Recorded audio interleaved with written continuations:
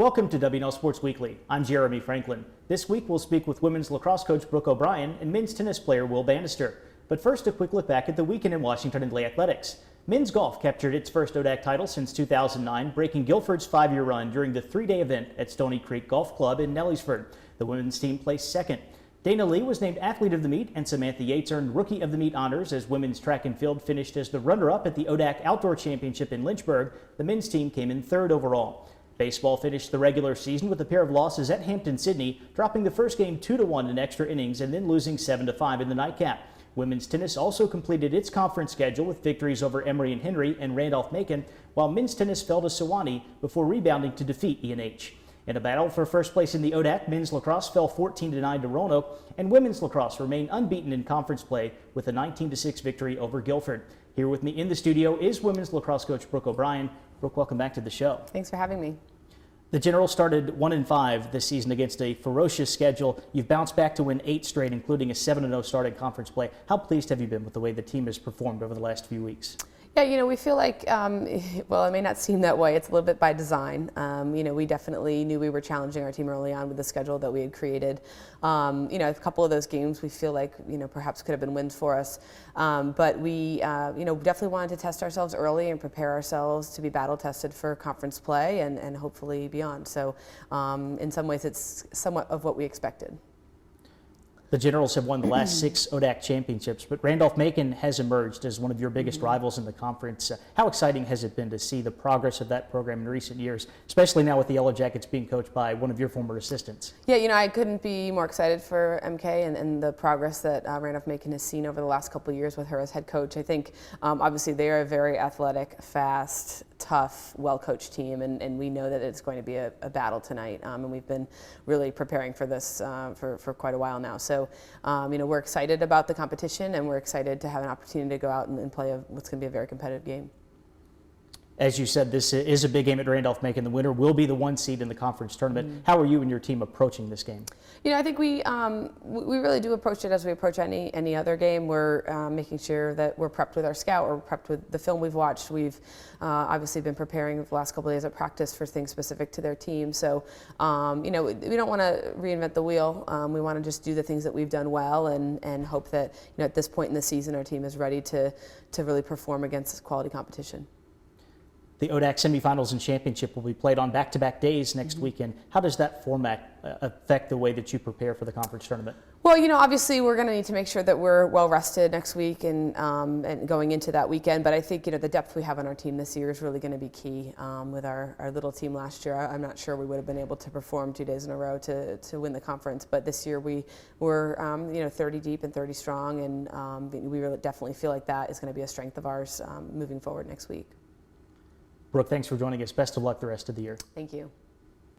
Joining me now is Will Bannister, junior tennis player from Bath, England. Will, welcome to the show. Thanks very much for having me. Washington and Lee has endured more than its fair share of injuries and illnesses this season. How has the team battled through all the adversity that you faced?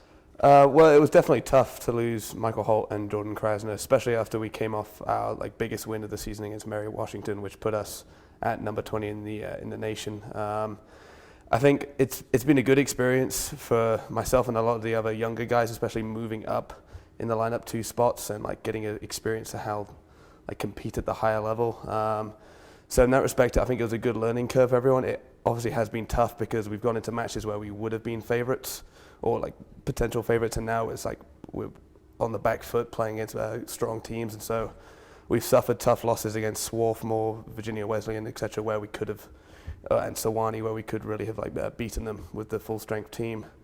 But I think it's a good experience, especially for next year for the younger guys and myself, who return next year, because we have that experience of playing higher up in the lineup, and so we can hopefully improve for the next year because of it. You're a native of the United Kingdom. Tell us about the journey from Southwest England to playing collegiate tennis at Washington and Lee. So the decision to travel across the pond and play or come to America for college was quite a last-minute decision. It was mainly thanks to my mum, who did a lot of the groundwork for the application process, searching for schools. I think she just wanted me to be as far away as possible. But having done all that, and with the surprise news of being accepted into WNL, it was obviously a no-brainer to come here. And then as for tennis, I was just really looking forward to experiencing a different culture, a different sports culture, different like a team environment that I was used to back in England. WNL will host the ODAC tournament next week. How can you benefit from playing at home in the postseason? I think it will be, there are a couple of things that will really help us compete strongly in the tournament. Firstly, having friends and family that will come to watch will hopefully help us push us over the line in the more competitive matches, especially because this year it might be the closest tournament we've had since I've been at WNL.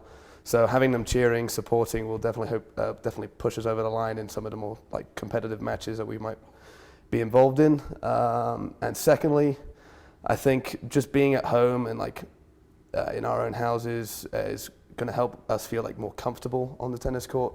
We're going to have our same routines as we'd have for usual, like our practices every day, our same routines for our other home matches. And just having a set routine is very helpful for when you go out on court, because you know you've prepared how you always do, and being comfortable helps you play your best tennis.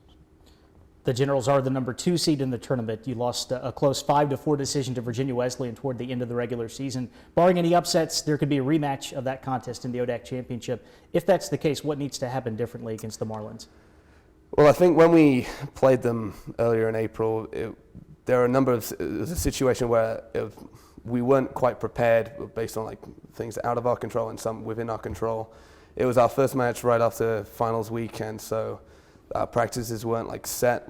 Some people hadn't played that much, myself included, maybe too much coffee throughout the week, not enough sleep, a lot of stress. And so I don't think everyone was playing their best tennis or was prepared for a highly competitive match that we found against Virginia Wesleyan. And also to Virginia Wesleyan's credit, they did come out, they played really well, they fought well, and they maybe surprised us a bit with the level of tennis that they played. So I think for the ODAC tournament, if we do get a rematch, we'll be ready for the fight. We'll know the quality of our opponent a bit better than we did. And I think also everyone is keen for some revenge. Like we didn't like losing that match, and hopefully everyone will be more up for it. We'll be much more prepared. We've played more matches since, and I think everything will be set to play a really good match. Will, thanks for joining us. Best of luck in the ODAC tournament next week. Thanks very much. It's time now for a look at the upcoming weekend. Baseball heads to Lynchburg City Stadium for the ODAC tournament. The Generals will open up against Hampton-Sydney on Thursday evening, with Friday's game set for either 2:30 or 6. 3 teams wrap up the regular season this weekend. Men's tennis plays host to North Carolina Wesleyan, while men's lacrosse visits Randolph-Macon, and women's lacrosse travels to Hollins. For WNL Sports Weekly, I'm Jeremy Franklin. Thanks for watching.